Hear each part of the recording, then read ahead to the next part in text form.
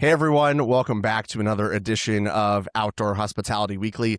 I'm Alex Burkett, joined as always by Matt Whittemore. Matt, a little bit of a light news week this week, and I know we promised some folks on last week's episode we were going to dive into a little bit of Tech Corner and AI, since we didn't get a chance to talk much through this last week.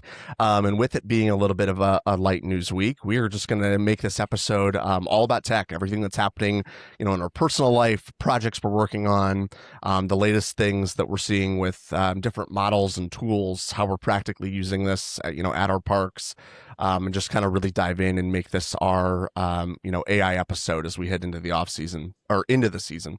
But before we get there, how's everything going with you? Pretty good, yeah.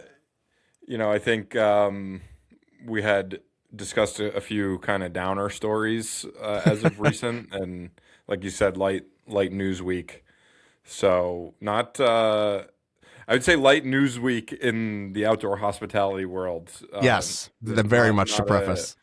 not a overall light news week. Although we're gonna stay out of most of any of the political stuff as we always do, but I think it'll be a tech heavy week. I think we're both pretty deep into some really interesting things that not only are fun and interesting to talk about, but I think very important for people to learn about. A lot of hype in the world of AI and tech. There's hype for good reason, but a lot of the hype is total BS. So I think it's important to kind of put out some content that is realistic and not trying to sell something, not uh, you know, put it adding fuel to the fire of the hype machine. So I think that's what we'll do today. Yeah, and Matt, I know we had a little bit of conversation offline before we, dived into this episode today. Do you want to kick things off, at least just talking about kind of, I know you touched on some unique things, and most people who've seen you post or things like that, or know you're pretty big into Claude right now.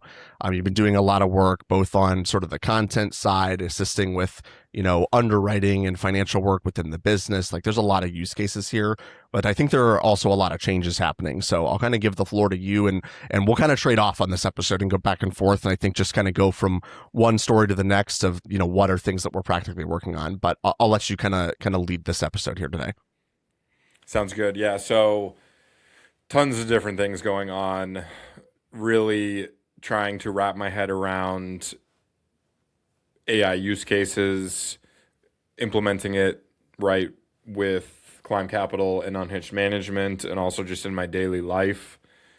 There's so much amazing technology out there, and my head is spinning. I have spent a few months going deep into Claude Code, and really not to code anything. I think this was a big mental block for me that I think is important to really explain. That I firmly believe that everybody has a reason to use Claude Code. And for any people who are not Claude enthusiasts or AI enthusiasts that are listening, Claude really has four plus different products, right? You have what they refer to as Claude AI, which is the web chat, which has a lot of great stuff, a lot of really good advancements, connectors. You can plug it into your email, your calendar. You can make slide decks. You can do all kinds of cool stuff, and they're adding to that every single day. Then there's Claude Co-work, which is literally it's like your co-worker. It's not really meant for the let's chat and let's work on something together. It's meant more for like setting up workflows. This would be more It like closer also to an agent, right? Like if anybody has heard that terminology be used in the AI space. Yes, exactly. So like, and then the other way I've heard it expressed, which I think is interesting, is that Claude Co-work and Claude Code are really the same technology, but Claude Co-work has a nice user interface wrapper, right? It's meant to basically be Claude Code for non-technical people. And I think I hesitate to say that because I think that's emphasizing the message that Claude Code is only for technical people. It does take some learning. There's a little bit of a learning curve, but if you take away anything from this episode, it's figure out how to use Claude Code, and honestly, reach out. Right, reply to the newsletter. You know how to find me on LinkedIn. Whatever, shoot me a DM. I think we can put the email in the Correct. podcast, but reach out. I'll show you my setup. Happy to share. Help you get started, because it was a little bit of a mental block for me. Like you have the Claude desktop app, which is a whole nother layer, right? So you have Claude AI, you have Claude Cowork, you have Claude Code. That's 3 products. Then you have the API, so that you can hook up Anthropic Claude models as the brain of other tools, like an OpenClaw, which we'll get into OpenClaw too. But Claude Code is it's 2 things, right? It's a window in Claude desktop, and now they're actually starting to make it so you can use it on web. I haven't played with that, but I think there is a way for you to use Claude Code on web. But the main key thing that should make everybody want to try Claude Code is that it works on your machine. And this was the hurdle that, right, I had friends and buddies telling me, get on Claude Code, get on Claude Code. And I resisted for a month or 2, because I was like, what do I have to code? I don't like, sure, I can think of an app to build, but like, that's not my ambition. That's not what I'm trying to accomplish in the next, 90 days or 12 months or whatever. I'm just trying to like get a handle on my current day to day and compress the time it takes me to do those things. And I just didn't wrap my head around that Claude Code was actually the solution to that. And so, right, the main hurdle, you go over to the Claude Code window if you want to use it in the desktop app, and you have to hook it up to a workspace, meaning a file structure. And they won't let you chat, it won't let you do anything until you hook up that file structure, and that becomes Claude Code's workspace. Claude Code creates files. Typically, it defaults to a markdown file, which is just a text file, and that's how AI, that's kind of the default language and file type of AI. It reads it the most efficiently, and it just is the default. So get familiar with markdown files. Kind of went over the last year or so, went from a very kind of unknown niche little file type to now being one of the predominant types of files you'll see there if you're using AI. And so essentially you take a file folder structure and you put Claude Code on top of that, and that becomes its workspace.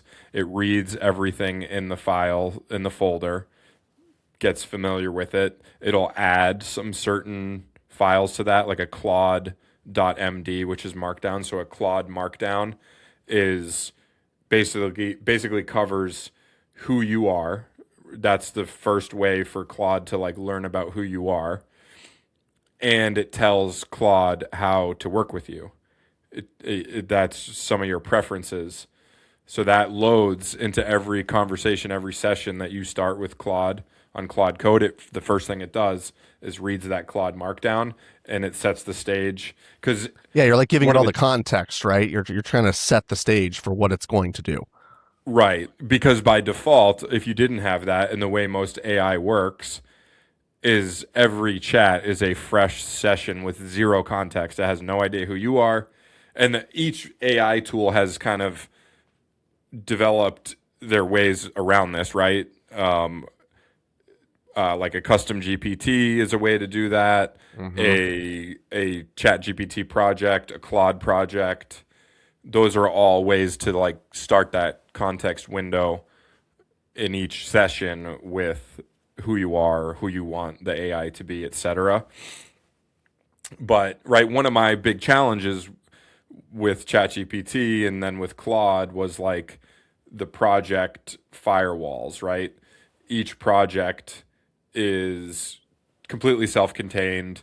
You can't work in one project and then jump over to another one and like you find an efficiency or a breakthrough, a new workflow, a new automation, whatever. You can't just instantaneously go, oh, okay, chat, or okay, Claude. That was cool that we figured that out. Like propagated across my entire workspace.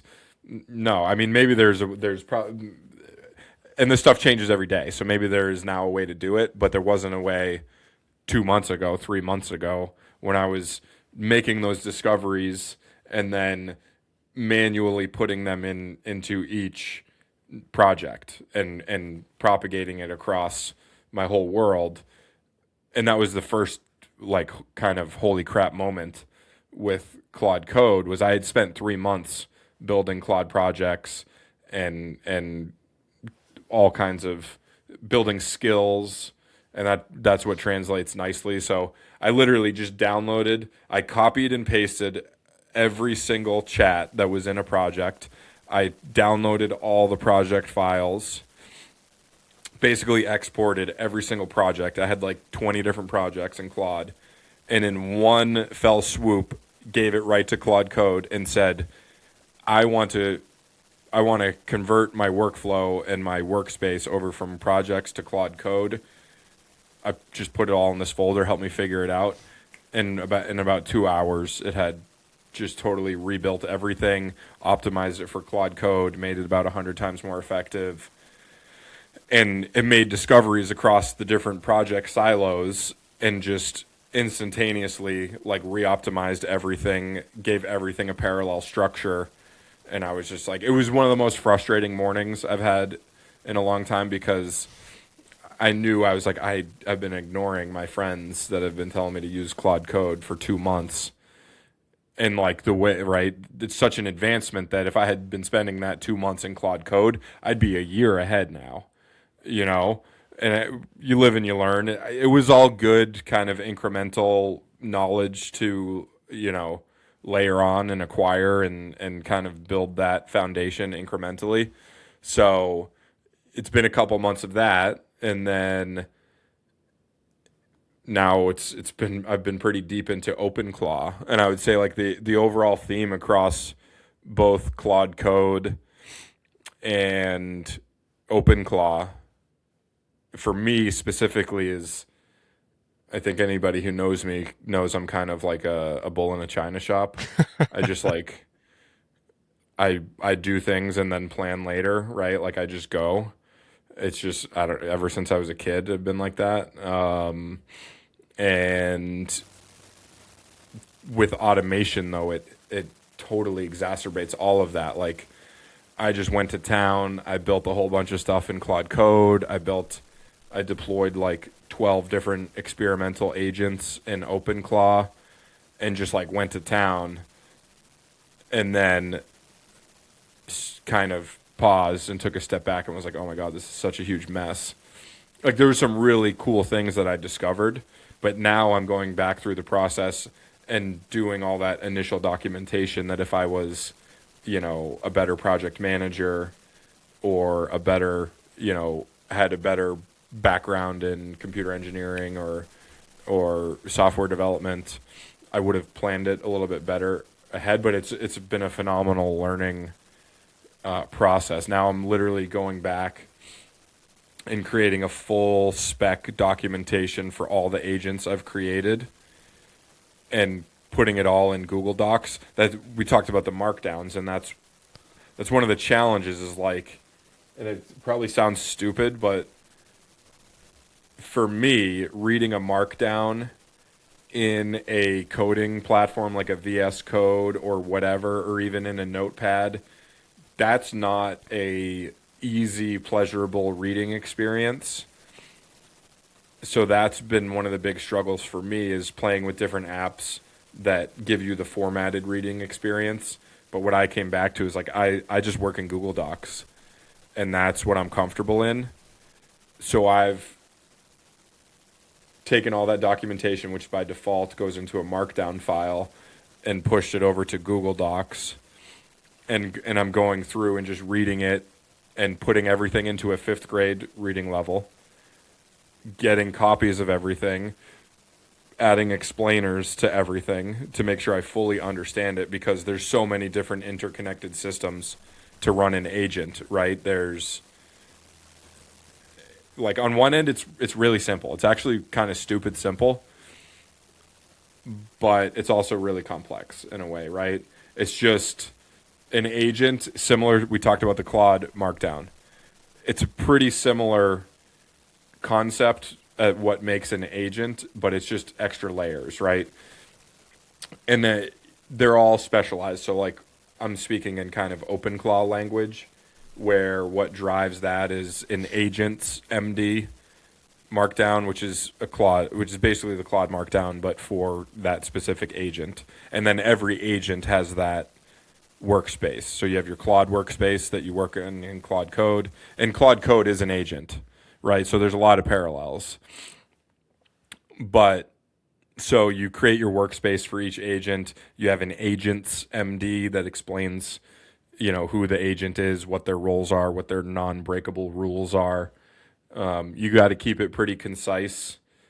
Like by default, it can't be more than 20,000 characters. You can change the settings on that, but it's eating into your context window because same thing that loads into your session straight away. So the trade-off is, yeah, you can put a whole bunch of stuff in there and it'll know a lot, but then you have less context window to actually do the work, and then you'll run into problems with compacting and losing context window, and that's when AI gets dumber. You'll notice, right? If you really get into it, you're chatting with Claude or Chat or whatever, and you just feel it. You're like, this thing just got stupider, Uh-huh. and it's because it's typically the end of the context window. Just like all bets It's are like off. it's like a car running out of juice. Yeah. Yeah. It's crazy. So it's been really fascinating. I'm just going back and doing all that documentation, and I put a set of rules in. So right, I'm working. I've set up all my agents in a Slack workspace. They all have their own channel, so that's how I talk to my different agents, is through Slack. And then I've got my Claude Code window open, and Claude Code is hooked in to the back end of the OpenClaw. So like Claude Code is my coder, because I don't know anything about coding at all. I'm learning a little bit, but right. So it's this constant like shuffle of like OpenClaw has this great website with the official documentation that explains like the configuration, the architecture, how it all works.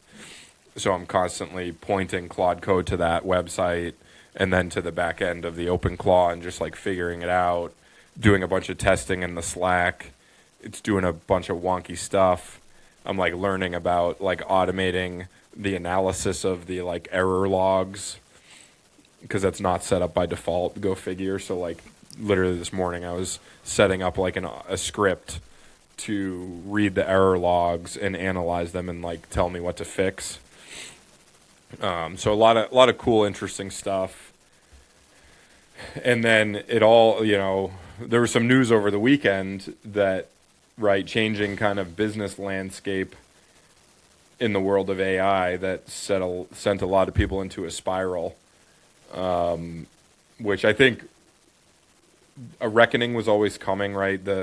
At a high level, a lot of people believe that, and it's more than just believe. It's pretty obvious that, your $20 a month or $200 a month subscription is highly subsidized. It's venture capital subsidized.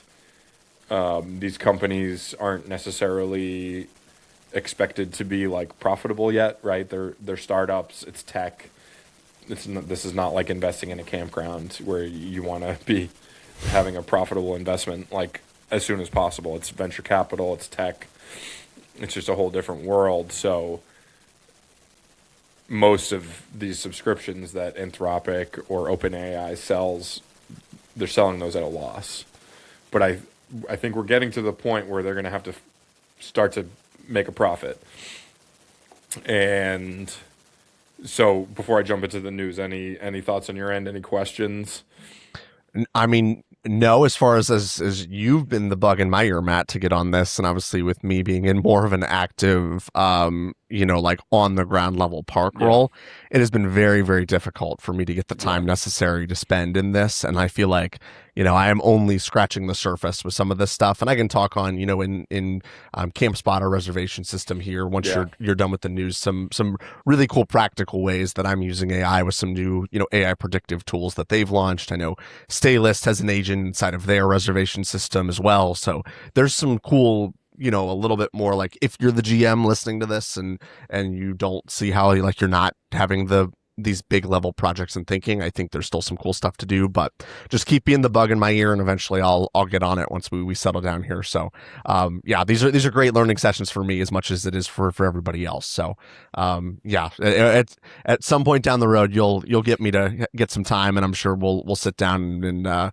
you'll get me to finally jump onto this thing at the level you're at. But man, it's amazing that I'm only scratching the surface. I think it's powerful and how much more there is to come.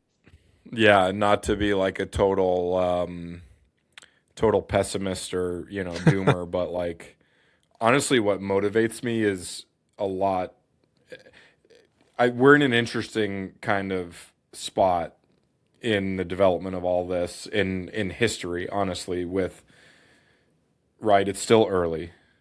It's one of these things where you get deep into it and then you're in the echo chamber and you feel like you're behind because you're reading content from people that are pushing the envelope and they're on the cutting edge, and you see there's a lot of those creators out there. So then you feel like, okay, I don't know everything about AI, like I'm behind. And that's understandable, but it's on one end it's early. So I think it's a really great opportunity to jump in and learn it. But I also feel pretty strongly that there's not going to be an right. If I said we're early, there's not going to be an on time. It's going to be early, and then it's going to be late, right? And that's I might be wrong about that, but that's how I conceptualize it myself. So it's an exciting opportunity that's in my brain, but then also there's fear that the world is going to change. And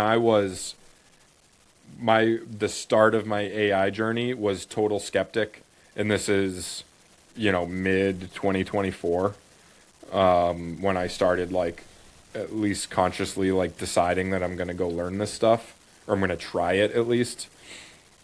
And I struggled with it, right? It doesn't work, and that's right there. It is a rapidly evolving landscape. The functionality and the technology is changing every single day in an amazing amount and way.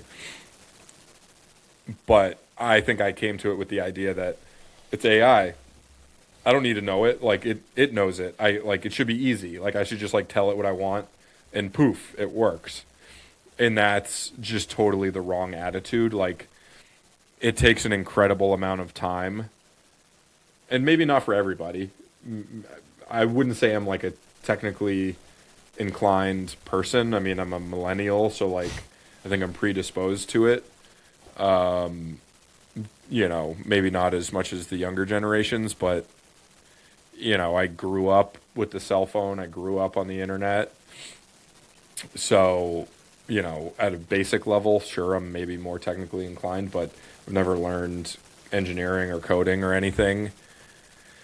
And, so I feel like a pressure to learn this as fast as I can. And I think it's right. I do believe that entry level white collar jobs, new graduates out of school, you hear anecdotally and you see some data out there that it's going to be tough sledding. Like it already is, and I think in a lot of areas, automation is here, right? But at the same time, I talk to people and I hear people say things like very confidently, like AI cannot do financial modeling. And it's like, that's so wrong. That's just blatantly, absolutely 100% wrong. You don't have it in your head how to make it do that. And it'll take some working and some massaging and some testing and some iteration and probably a few months of work, or at least a few weeks of work, hard work to make it do it the way you want to do it.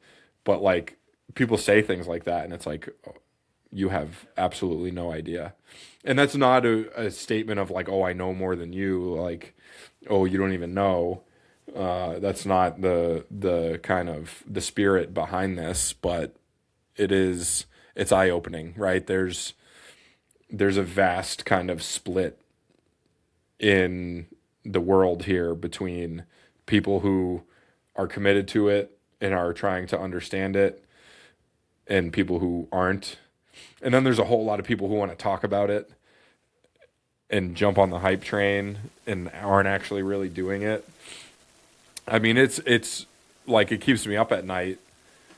I've got all these 12 different agents. I've got error logs a mile long. I'm trying to sift through it. I've got, you know, task lists. I generate like open item list based off of the error logs. Got this whole automated system, and I'm working through it, and it's like a race against the clock because I'm spending tokens, right? The errors and the error log are burning tokens, and I'm rambling here, but I haven't even gotten to the news that changes this whole landscape. Is right. So I think probably it warrants a quick explanation of like what OpenClaw is, because that's what we're talking about here. Is OpenClaw is a harness. It's a system, sort of a body for AI agents, and it's a really great advancement in technology because it's free. It's open sourced. It's available to everybody. It gives you the ability to go create AI agents, and it's all the plumbing, or at least most of the plumbing that you would need, right? You can go to OpenClaw. It has a whole template for you to create an AI personal assistant for yourself. That's kind of the main use case that it was developed for. So being a non-technical person, right, you can go onto OpenClaw, the website. You can read all their documentation. You can download the software. You can set up a Claude Code account and ask Claude Code to walk you through setting that all up. And I say it's the body because it doesn't have the brain. Right, it's the hands, it's the fingers, it's the legs to go walk, and go do something, but it's not the brain. You need to either give it an Anthropic API key or a Chat GPT, OpenAI API key, or some other model, and that gives it the brain. That's how you talk to it. You set it up to a channel, either a Telegram or an iMessage or a Slack or a Discord, right? You give it that channel so you can talk to it. And like in an hour, a non-technical person can like have that up and running, maybe 2 hours. It's not going to be able to do much. You got to like build it, but you at least be able to chat with it. And then you're at the point of, all right, I've got my Claude Code over here. Get one window open with your Claude Code, chat to it about what you want to build. You've got your agent, so you can chat directly to your agent about what you want your agent to be. And you just got to be detailed and document everything. That's the part that I failed at initially. And now my head's spinning because everything's a mess. There's a million error logs, and it's a mess. But I'll work through it. I'm working through it and learning a lot in the process. So, long story, even longer here. On Saturday, Anthropic, the company behind the Claude models, decided they were going to change their whole billing structure, which people who are deep into this kind of stuff lost their minds over the weekend. You go on Twitter and you get into that AI, little niche in Twitter, and it's people going crazy. And so, right, you have your subscriptions to Anthropic. It's like a $20, $100, and $200 subscription. You used to be able to, up until Saturday, run third-party harnesses, systems, apps, whatever you want to call it, through your subscription, whether that was your 20, 100 or $200 a month subscription, and it would be lumped into that pool of usage, which we talked earlier about how it's VC subsidized. So you can go on to Claude Code and see what your usage is and see what it would have cost. And I'm regularly at $2,000 a month, but Wow. I have that $200 a month subscription. So, right, you have this framework that, okay, I'm getting 10 times the usage for what I'm spending. And that's kind of where it's been at. And that's a nice framework for people to keep in mind, that when they start billing, what they should be billing, your cost for AI might be, I've seen people saying it might be as much as 30 times the cost. So that people were always saying, "Oh, this is coming," because they kind of knew that it's VC subsidized, etc. I don't think people were expecting it to have real consequences this fast, which Saturday was that first instance. So they specifically targeted OpenClaw. They they said that it's all third party usage, right? That subscription now is only for first party usage, meaning you as a human, like typing to Claude Code or Claude AI or Cowork, etc. So now open clause have to be run through the API key, which is pay as you go, which is going to be a lot more expensive. And then there's also, it's the same cost structure, but you can still set it up to your subscription account, but it'll get billed as extra usage. So it's either way you choose how you want to do it. Effectively, it's going to be the same cost, but it's going to be a lot more expensive to run an OpenClaw, which I think opens up, we might have to do this next week too, because it opens up such an interesting philosophical thing of like, people have anchored themselves to, oh, AI costs a few $100s a month, when it really probably costs a few $1,000s a month. It's still incredible value, but people have anchored themselves to this low ticket kind of price structure, right? You still, like, a lot of people are building like chief of staff through OpenClaw, multiple agents, and right, it's the equivalent of having an employee that works 24/7, right? Is never going to ask for a raise, is never going to leave, is never going to quit on you, at least until they become conscious. Um, so it's like, okay, yeah, that AI digital employee might now cost me $24,000 a year when it used to cost me $2,400 a year. But right, to hire an employee equivalent might be $124,000 a year. So I think it's all just a kind of relative frame of reference. People are going to have to adjust their thinking, and it's rapid. This kind of thing is rapidly accelerating the development of local models where you actually download it onto your computer. You just might need a beefier computer with more RAM and better specs. So you might need a computer that's a few $1,000s, but then you don't have to pay that monthly. Google just came out with one called Gemma that I'm excited to jump in and try. And now there's all these Chinese models. It's been a while. These Chinese models are coming out, and they're a fraction of the cost and like almost as good, right? So kind of the equation is 90% of the performance, maybe 10 or 20% of the cost for the top ones. But then it calls into the question, like, do you trust a Chinese model? There's that whole stigma. People have reported that like it'll just randomly decide to respond to you in Chinese. It's that Which, that that conversion, right? It's trying to make everybody yeah. speak the language at some point. So, yeah, as you can see, I can go on for hours about this stuff just because I've been so deep in it. And right, it's very interesting to me, but it's equally from like an opportunity, excitement standpoint, and also a fear one. I got to be honest about that. That it's scary. Like I feel like I have to learn this because if I don't, I might not be employable, in a couple years. And I genuinely believe that. So I don't know. What do you think?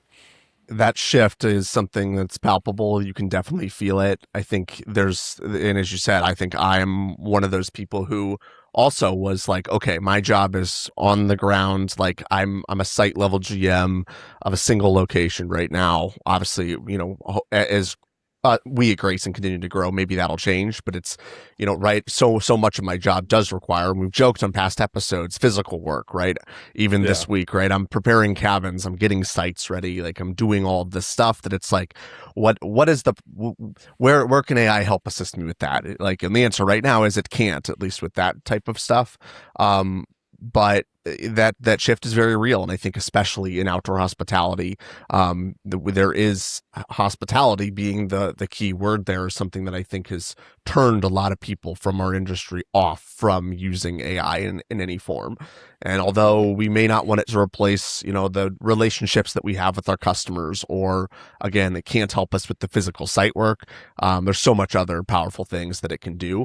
And I'll touch on this briefly as we wrap up. But I know I mentioned, using Campspot, and at Campspot, their event last year that I had a chance to attend, as one of their, really, quality partners that they have. They announced and teased that they were launching a revenue management tool that went a part of their revenue management suite, which anybody who knows Campspot, that was one of their like cutting edge things that they have been, pushing for a while. They were one of the first to develop dynamic pricing and the ability to, change rates and all of that kind of thing. But they've now launched AI powered occupancy and pricing predictions. Campspot has a suite of reporting called Campspot Analytics, and they have their signal dashboard that they have within within my system, in the reservation system itself, with the property level data, and then the reporting side, my login through Campspot Analytics, I can see and make those predictions and those adjustments in real time, which anyone who's a Campspot user for a long time knows that if in the past, if you were to update pricing, you'd have to download a pricing spreadsheet. It would break it out by your date groups and date ranges that you have in your system, and then all of your site types, and then you'd have to adjust within that given constraint. Like, all the only things that I had were just date and site type ranges, and I could adjust within that. Now I can adjust on a per site basis and on a per day basis within the system. So I could look and say, if we were open tomorrow, April the 8th is performing poorly, and we know that people are booking shorter. There's a shorter booking window now, as we've touched on, than ever before. I could make a last minute pricing adjustment based on what my dashboard is telling me, right? It's going to look at things like, where does my occupancy currently stand now? What was my occupancy last year? What was my occupancy at this time last year for that date? So if I'm forward looking, predicting occupancy for July, I can tell if we're on or off pace and what pricing adjustments may need to be made. The system will also look at my market, as we've looked at market comps and things like that and touched on that before. It will tell me what it thinks my predicted occupancy will be by that time. So it might be April now, but it may say, okay, by the time we hit, middle of July, we think you'll be at 60% or 70% occupancy, or whatever it is. So I've had a chance to dive in and start to do that, as obviously we are forecasting as we're, forward looking and doing our revenue management meetings and things like that. It's been a really helpful tool, and something I'm happy Campspot has fixed, from having to, right? If you can imagine, in the past, if you wanted to make that adjustment, you'd have to make that adjustment within that date, like make a new date group theoretically for those couple of days you wanted to adjust. Then you'd have to add that into your spreadsheet, readjust everything, and then potentially re-upload and keep re-uploading that same spreadsheet over and over and over every time you wanted to make a rate adjustment, rather than like how OTAs do and some of the more, real-time systems, we can make those real-time adjustments. And I love that, again, AI is helping me begin to predict using my past data set. Like, it has that full context window, as we touched on, from as long as I've been a Campspot customer, right? It can see as far back as 2024 when we joined to look at, well, what was past occupancy? How are we pacing? And then AI will begin to make that adjustment and predict what actions I should take. It will actually prompt me and say, well, we think you should raise your pricing by $5 for this date range, or you're going to hit under your occupancy target compared to last year. Maybe you need to run a promo. Maybe there's something you can put on Campspot Marketplace, that can, spur bookings like that. So really, really powerful within the system. That's probably the most, deep I've gotten in AI lately is as I'm making pricing adjustments and, doing all of the work as we're getting ready to open.